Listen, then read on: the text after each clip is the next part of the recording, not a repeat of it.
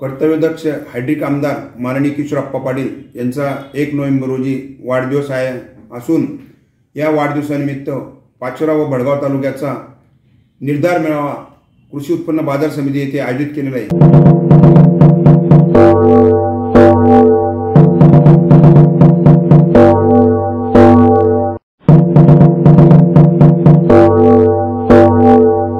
माननीय आमदार किशोरप्पा पाटील यांच्या वाढदिवसानिमित्त प्रत्येक वर्षी समाजोपयोगी विविध उपक्रम होता, परंतु स्थानिक स्वराज्य संस्थांच्या निवडणुकी असल्यामुळे सर्व शिवसैनिकांनी माननीय आमदारांना वाढदिवसानिमित्त सर्व संस्थांवर भगवा फडकवण्याचा निर्धार करण्यासाठी उद्या जवळपास 20 ते 25 हजार